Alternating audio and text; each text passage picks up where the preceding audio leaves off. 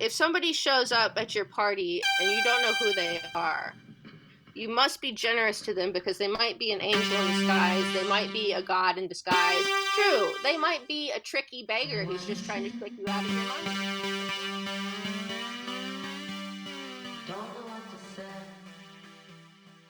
Hello and welcome to episode 6 of the Abbasid History Podcast. This is the first of our 10-part special summer series speaking to women who write about pre-modern Islamic society. Before we proceed, please be mindful some of the content of today's episode may not be appropriate for children or those of a sensitive disposition. We are very pleased to have with us Dr. Emily Selove to speak about a forthcoming translation of a unique work of medieval Arabic fiction, Ḥikāyat Abī l-Qāsim. Dr. Selove received her PhD in 2012 from UCLA and her BA from Cornell.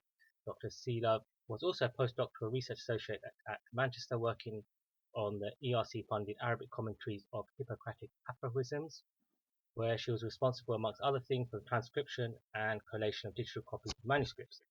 Her translation selections from The Art of Party Crashing in Medieval Iraq, published by Syracuse University Press, made a big splash beyond academia and was covered by the Huffington Post and the BBC.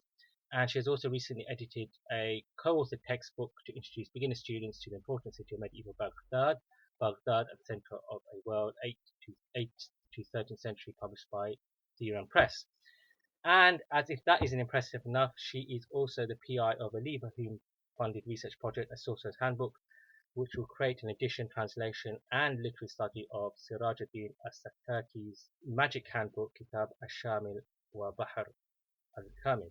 She is the convener of the University of Exeter's Magic and Esotericism Research Group, where she is a lecturer of medieval Arabic language and literature. Ahlan wa sahlan, Ustaza.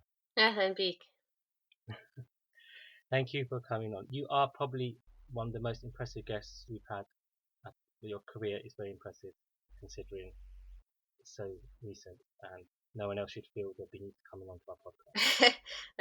Well, no one should feel that way, but I don't know if I deserve that, but thank you. Before we get to Abul Qasim, I just want to ask about your party crashing book. I just got it recently, and I'm really loving it. Thank you. So you started translating the party crashing book in your undergraduate years. Was Yes. it always your intention to publish it? I was, an undergraduate at Cornell University, and I was lucky to have some really excellent mentors there, most notably Shawkat Toorah, who helped me a lot with the translation and actually encouraged me to publish it even back then. It took me a few years of revising after I graduated to get it in shape, but yeah, I mean, want to publish it. I just thought it's like maybe part of some kind of like hustle you had of like making some money while you're still studying. I mean, because you didn't market it as an academic book. It's like a popular book. And did you expect that kind of popularity as well? I haven't made much money off of it, but the popularity sort of took me by surprise. I always wanted to make it as accessible and sort of funny and enjoyable as possible, but I didn't. The media reception was a little weird, and I think based on some troubling and problematic assumptions on their part. But I'm glad that it's reached a lot of people inside and outside of the field, and I'm glad about that for sure. And whose idea was it to include the illustrations? Oh, that was part of my undergraduate thesis. I was what was called a college scholar, so that means that you kind of make up your own major. And my major was between Middle Eastern studies and creative writing and art. So actually, the illustrations were part of my undergraduate thesis, and that was the art part of it. And you've continued your obsession with medieval party crashing, if you don't mind me putting it that way, in your forthcoming translation of Ḥikāyat Abī l-Qāsim with Gert-Jan van Gelder. Yeah. Let's set the scene for our listeners by first telling us about this whole genre of Adab. And about Adab, yeah. Well, Adab in a way just means good manners, but it also sort of means high or belles lettres, like that sort of lofty elite literature. but it often takes the form of just sort of collections of anecdotes, Right. often organized around a particular subject, and it could be virtually any subject, like, for example, party crashing, and it's kind of interspersed with poetry. And the anecdotes, for the most part, and that at least pretend to be true and are backed up with chains of sort of like the medieval Arabic version of footnotes. And that whole format goes back to kind of the way that stories about the Prophet Muhammad were transmitted. So yeah, it's meant to be entertaining on one hand and sort of educational on the other, and that's how most of the literature of the medieval Arabic period was sort of organized. And the Party Crashing book is one example of that. And then we have three other related terms: ḥikāyah, risālah, and mujun. Mm-hmm. Could you explain those terms in turn? Sure. Ḥikāyah first. Yeah. Okay. Yeah. Well, I guess Hikaya and Risala both would be translated maybe a certain way in modern Arabic and possibly a slightly different way in medieval Arabic. So Hikaya today means story. Usually, it's just translated as story. But in Hikayat Abī, I think there's definitely a strong overtone of an earlier definition, which means a kind of imitation. Sometimes it's even used to translate mimesis, like the Greek literary term, or mahaka from the same root is used to translate that. So it seems to have been a kind of, so a lot of adab and hadith and everything go back to a sort of oral form of transmission of storytelling, and it was only later kind of transformed into a written type of literature. And so hikaya almost seems to mean an an imitation, like a mimicry, like I might do an impression of someone, though it could be a word for word transmission of an oral piece of information, almost in the style of the original speaker. So yeah, that's hikaya, and I go on and on about it a lot in my various writings. But risala means letter today, and I guess in the medieval context, it has that often has this sort of connotation of like epistle, which is basically a piece of writing on a particular subject that's meant to be read by someone else, basically. And I think there's some influence of the Greek letter writing tradition on that. Now, mujun is something totally different. That is a genre, or a way of behaving, even, which is sort of a silly, topsy-turvy, dirty, drunken style that's maybe associated with the type of speech and literature you'd expect to be enjoyed at a party. So there's a sort of range of genres associated with silly, drunken, dirty jokes in Arabic, and mujun is one of those. And before we look at this work specifically, Yeah. you mentioned the influence of Greek and Latin upon these genres. Yeah. What would you advise students of Arabic about how to most effectively and enjoyably study those languages? Well, it's hard to follow exactly in my path, because the reason it was so enjoyable for me is because I studied with Amy Richlin at UCLA, and if you can do that, then that's the best way to do it. Amy Richlin is a sort of famous feminist writer on Latin literature, who is also sort of into dirty books about parties, and also lots of other interesting questions about slavery and women in the Roman world. But if you can't find Amy Richlin to teach you Latin, which is what I did, there's of course those Loeb translations with the translation facing the Latin. And I don't know. I mean, I'm very into just like sort of diving into a new language and, and sort of limping along with translation and being okay with not really understanding most of what I'm here out of not really understanding most of what dive in and be brave and get yourself a translation facing. There's so much accompanying scholarship about Latin and Greek literature. There's going to be 100 people explaining to you what any given text you want to read means. So you won't be alone. You, Yeah, and it's important. It's definitely important. I know it can be like intimidating to stray outside your little area of expertise, but it must be done, because the people that you're studying were polymaths, familiar with lots of different languages.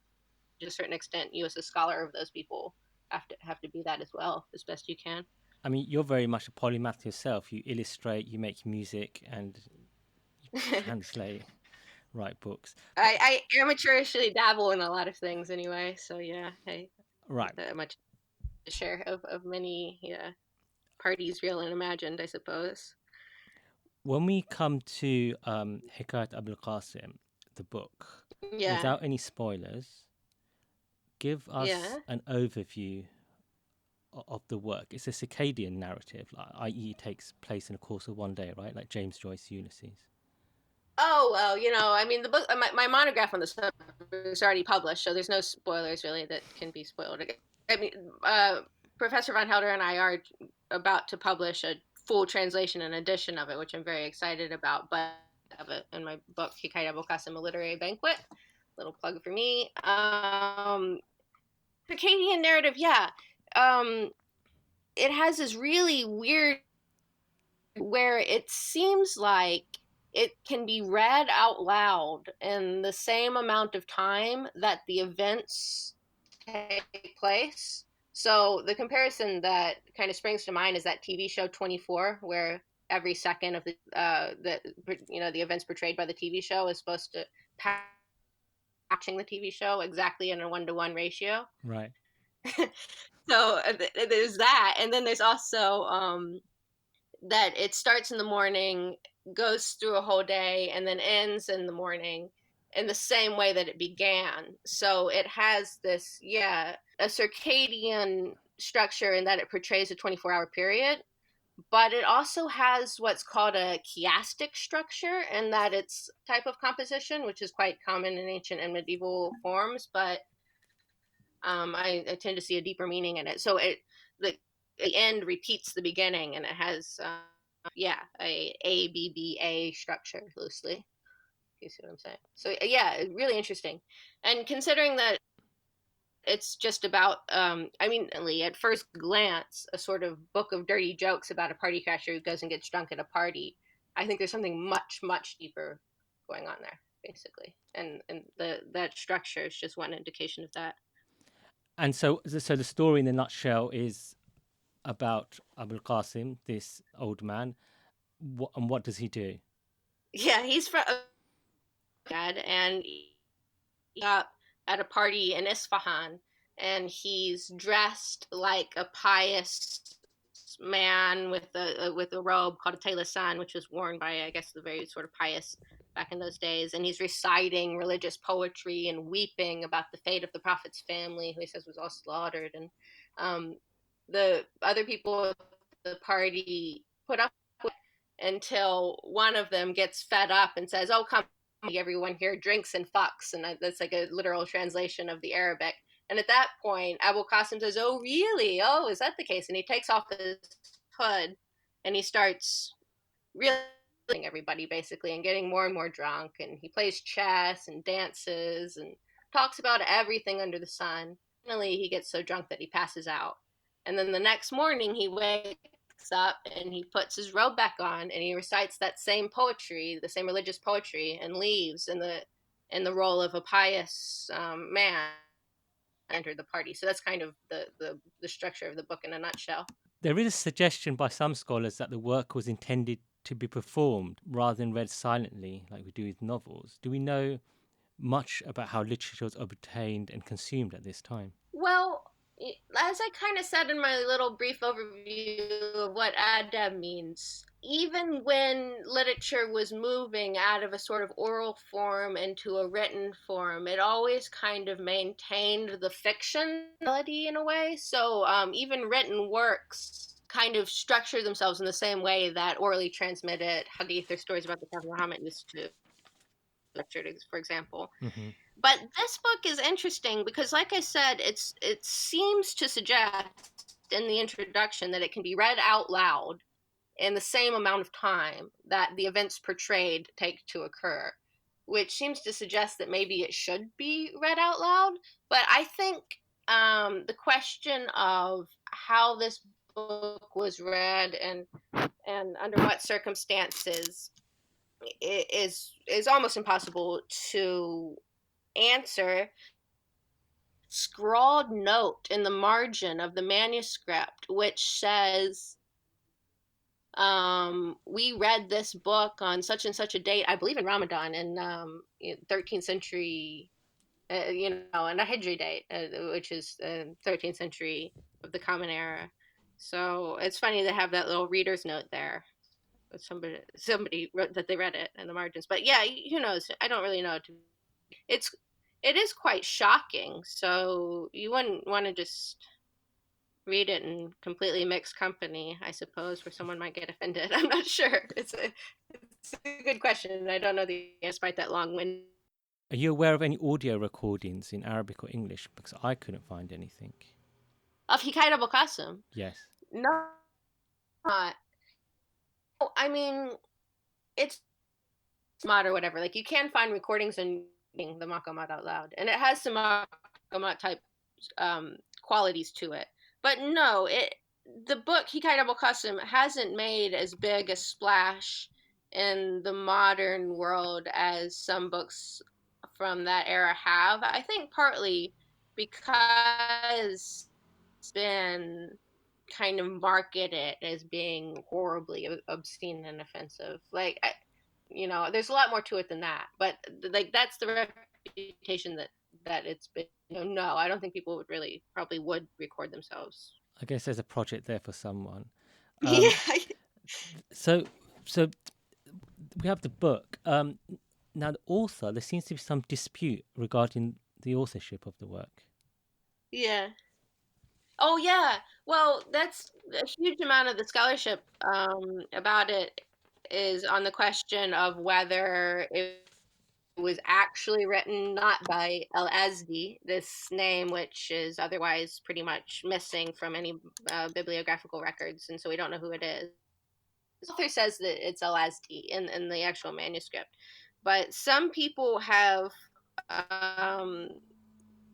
theory that it was Tawhidi, who is a much more guy whose work is definitely quoted a lot in the book. The book quotes all kinds of people, and Abu Hayyan al-Tawhidi is one of those people whose work kind of gets half plagiarized by Ḥikāyat Abī. And at some point, I think it says it's a risālah of a Baghdadi man, and Abu Hayyan al-Tawhidi had the risālah Baghdadiyya. So actually, Shawji, one of the most recent editors of the book, actually published it as the risālah Baghdadiyya. But it almost definitely isn't by Tawhidi because it mentions the names of some rulers, for example, who lived after Tawhidi died. So it seems like it was actually written slightly after, just judging by the names that it mentions. And so, in your opinion, who's most likely to have been the author? Well, I don't know. Whoever this guy al-Azdi was, who is possibly mentioned briefly in passing in some other biographical dictionary, but we don't really know who he is besides the author of this book. So yeah, just who is the author of Ḥikāyat Abī? He is the author, that's all we know about him. So Okay. Yeah.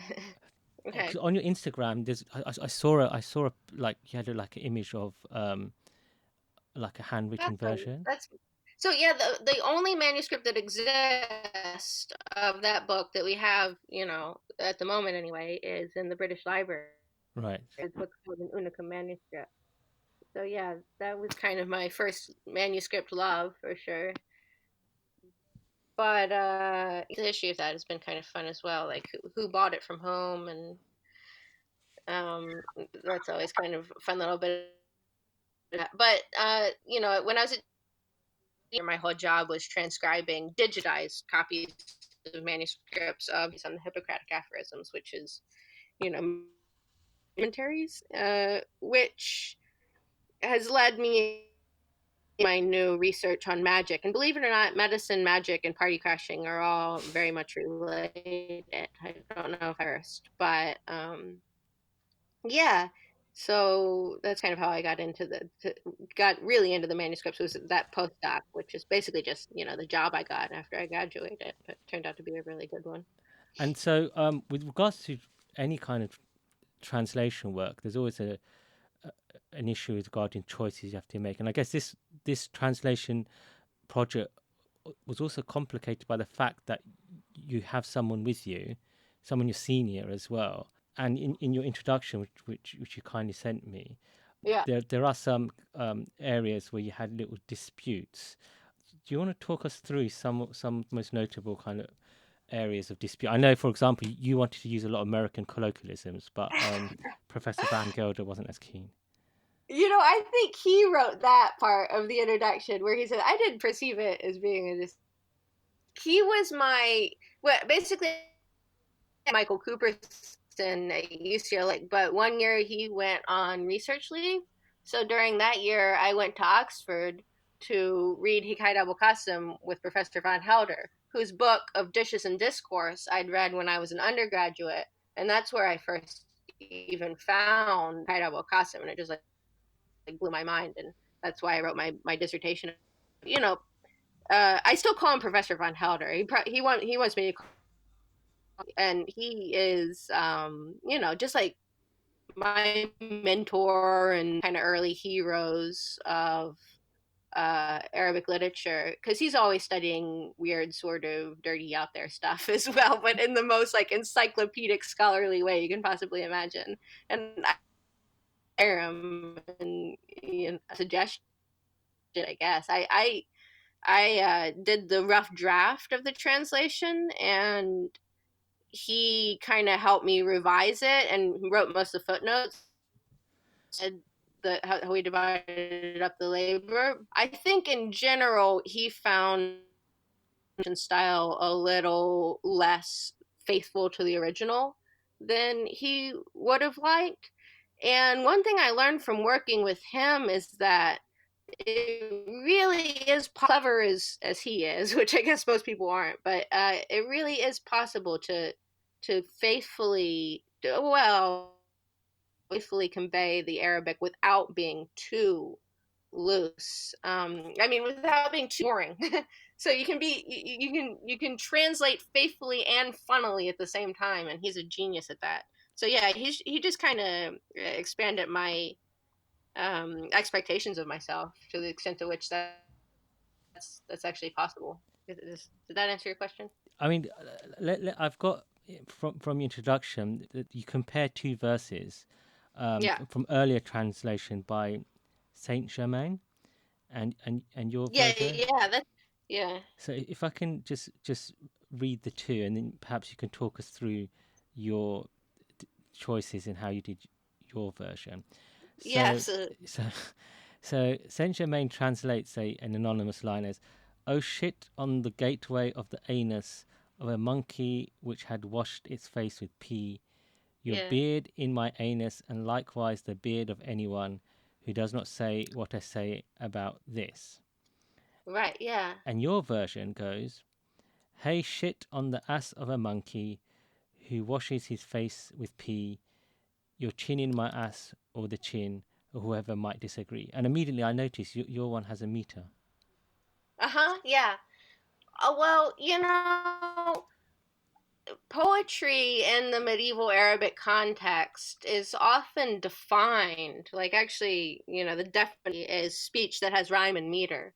So, like when you translate medieval Arabic, there's a strong argument can be made for translating it with rhyme and meter, even at the cost of, saying what every word in the poem means, since it seems so central to the definition of what the context. And so I always translate it with rhyme and meter, in my party crashing translation and this translation.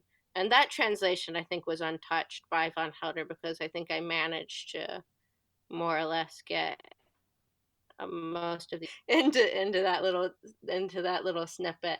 Mary Saint Germain translated for her dissertation, and it was very much a work of scholarship in which she attempted to, write footnotes and just incredibly dense, difficult, rich text. And to even attempt a translation was a great work of scholarship on her part, which helped us a lot. It was not to make something funny or readable or accessible. You know, it was a labor of a scholarly labor for her. So yeah, this wasn't part of what she was trying to do. When I read your translations, both the extracts from Ḥikāyat Abī as well as the ones in the Party Crashing book, I get a sense that you probably write poetry in English. And I don't know whether that's really important for a translator to have that kind of background in their own language, in the genre that they are translating. Well, gee, I mean, you know, I don't know how most people get into translating, but I wanted to be a poet. You know, when I was in university, like being a poet is what I wanted to do, which of course is not really an option in the modern English speaking world. It's not like a profession that you can choose to have and make money for the most part. So that's how I ended up being a translator of Arabic literature. For one thing, in Arabic, poets have always been sort of revered and respected, and I like that about Arabic, that it had the love for sort of inbuilt love for poetry in the language. And yeah, I usually still write. These days, when I write poems, I try to put a few basic chords of music to it because people can understand how the lyrics of a song in ways they don't necessarily understand how to consume the words of a poem, which is basically the same thing. But yeah, so you know, it's I guess a slightly diminished version of a dream that I had when I was a teenager of being a poet, being a translator these days. Donkeys and toothpicks appear to be quite important in this genre of storytelling, and others Well, like it across. according to me, they're important. Maybe not according to anyone else, but Can you yeah. can you explain to why? And obviously we'll advise listeners' discretion at this point. Okay, well, the donkey in kind of important because in the introduction, he quotes Jahiz, he's called the father of Arabic prose, a hugely important figure who wrote about all sorts of things, when uh, about animals, but he wrote about everything. And the introduction to Ḥikāyat Abī quotes this passage from Jahiz saying that man is like a microcosm.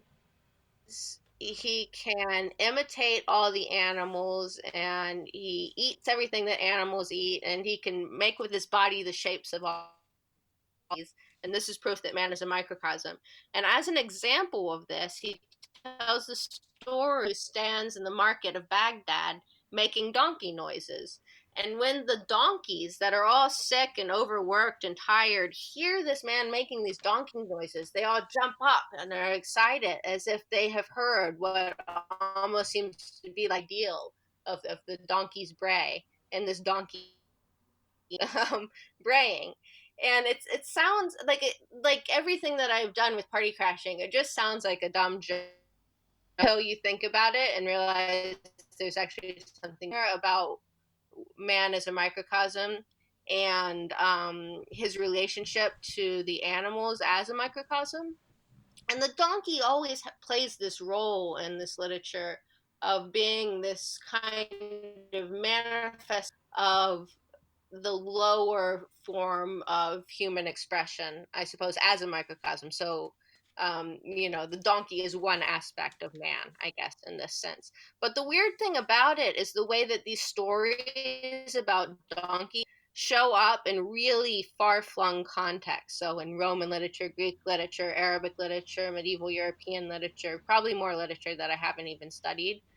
And it's just one of those things that makes you wonder, as you so often do, and so how did that idea get all the way across the centuries, all the way across that ocean, and show up just in almost exactly the same form, in this completely different type of literature? So people have made these motifs of fairy tale type themes. You could do the same thing for high literature if you wanted to.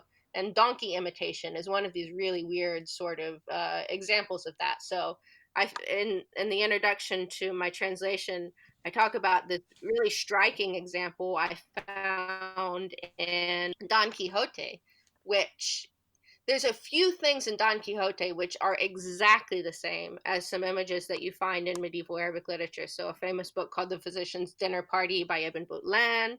This image about the toothpick that you mentioned, the people who are poor pretending that they're rich by going around picking their teeth when they actually haven't had a hot meal in days.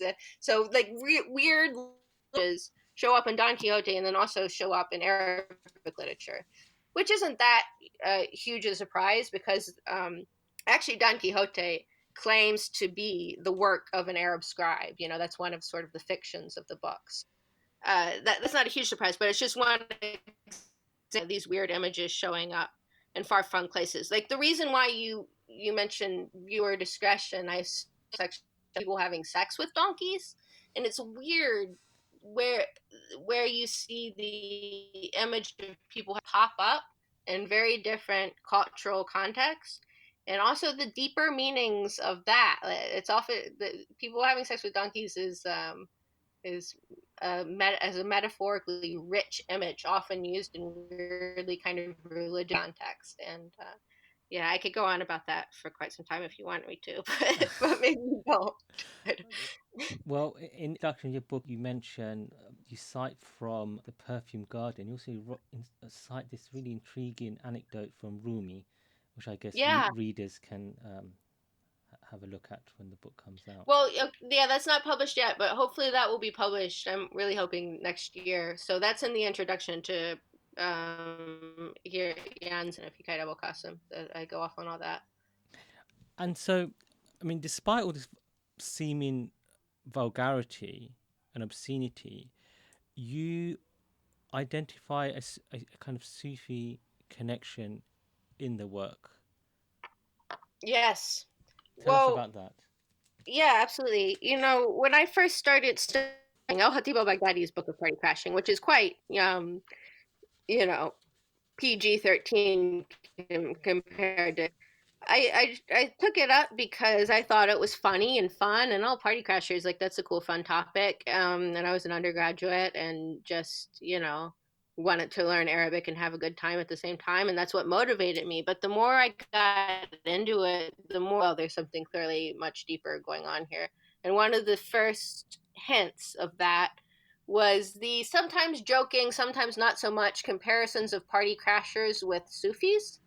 And the reason that Sufis got compared to party crashers is because their detractors would say, oh, people say that Sufis do things like drink wine or stare at beautiful boys, eat nice food, and that's not something that a truly religious person would do. And maybe you're just going around begging for money, not because it's an act of sort of world-renouncing piety, but because you just want money and food and wine, and just like a party crasher. But then there are many anecdotes that show what. I'm not an expert on Sufism. Let me just say that right here. So I'm probably going to say something that an expert on Sufism would consider stupid. And there's lots of different types of Sufis. But that sort of Sufi seems to be is to get at some deeper truth through the experience of drunkenness or through the contemplation of beauty and a sexy young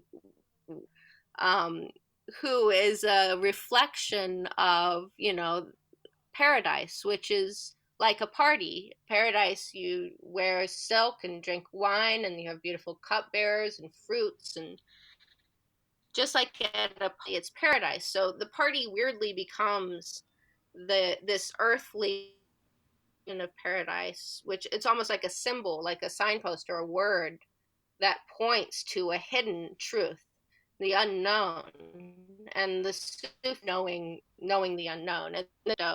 And in the art of party crashing, where a party crasher tries to trick a group of Sufi party crashers, and they know every single thing that he ate at the party and can list it, and it's the example of how the Sufis know the unknown.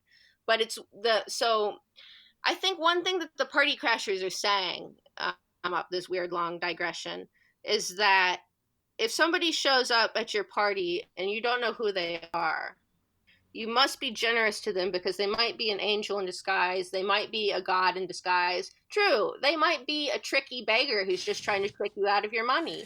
But the only person who can really know that is God. So you've got to treat your party as like a friend of God. I think that's the hidden secret message there. Or that's the hidden secret message that I perceived, and the reason why kind of get mixed up with one another, and why tricksters and holy men mixed up with one another, not only in Arabic literature but in all kinds of medieval literatures. Before we end with a reading of a selection from the story, tell us about your current magic project. Oh yeah. This project at Exeter, and you're translating a book by a Sakaki who's best known for his work in balagha or rhetoric. So I was quite surprised to know that he dabbled in magic. Yeah. He didn't dabble. Everybody's surprised. And I think that's because of the way that modern sort of constructed their identities by excluding magic from their memory. But if you look at the contemporary or sort of pre-1900 biographies of Sakaki, he was remembered as a magician, I'd say, and as a scholar of language second. So today he's known as the author of Miftah al-Ulum, and people still use that book to study the Arabic language and have completely forgotten. He was a magician who worked for one of the Mongol Khans, and that was kind of how he, and that turbulent early Mongol conquest that he lived in. And there are a few manuscripts out there to be the sort of collection of spells that he's not really in a sort of published high literary form, but more in what I call a kind of handbook form. So possibly a collection of notes made very mixed bag, going all the way from apotropaic uses of certain surahs of the Quran, which is completely sort of mainstream and unobjectionable, to horrifying black type magic. But that's what I've been working on recently. And I'm trying to develop a theory informed partly by medieval theories and partly by sort of modern Western literary theories, in which I read magic as poetry and poetry as magic, and take seriously the common medieval Arabic saying that poetry is magic, or poetry is sihr, or sorcery. So yeah, that's kind of going to be my literary approach to it. But the first goal of the project is to create a translation and edition of this book. Certainly. And if we could end with a reading from Ḥikāyat Abī l-Qāsim, that'd be fantastic. Okay, sure. So at this point, Abu Qasim has been insulting and scaring everyone, and they're all a little bit in awe of him. And he turns to the owner of the house and says, completely unfairly, because everyone a headache, "Now you've given us a headache. Bring us our breakfast. Verily, we have found fatigue in this our journey." And that is action of the Quran. So you never know when a citation of the Quran is going to show up in the most outlandish of context. Replies, "Okay, what do you suggest, Abu Qasim? We've grown frightened of your disapproval." "Not at all," he would reply. "I don't wish to inconvenience your meal, God forbid." "Speak, Abu Qasim," the host would say. And he would say, "From you a loaf of bread, all on a table clean. I want some coarse ground salt. I want some vinegar that's keen. I want some well-cooked meat. I want some vegetables plucked fresh. I want a suckling kid, or else flesh. I want some water cooled with snow in vessels clear and brittle. I want some presents, nor will I be satisfied with little. I either want a racing horse who flying races for me, or a line of singing girls to gather. I want a little gazelle fawn, all grace in every part, and like the moon, and soft and kind, and easy on the heart. I want a big fat rump. I want a gratifying cock. I want a shirt, a robe, and then a turban on the top. Oh, nice that I'm your guest and my host. So nice how you will wish to impose. So yes, that's Fantastic. thank you very much. Dr. Selove, thank you for being a guest on the Absolute History podcast. Thank you for having me. It's been fun. Cool. That's brilliant.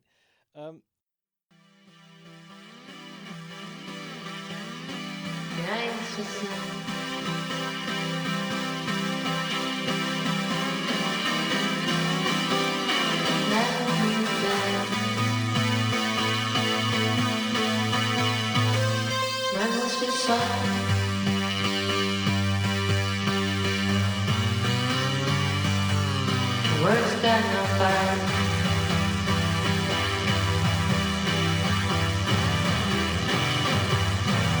My hands were small.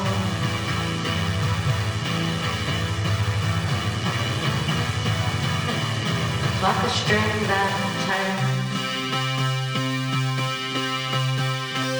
I need a drum.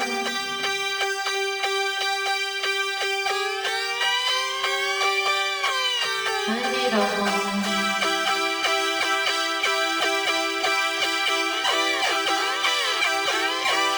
Let's have the balls.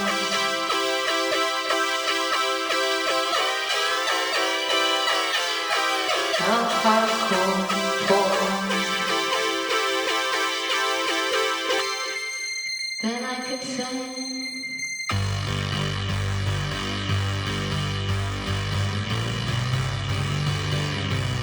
Now I just sigh.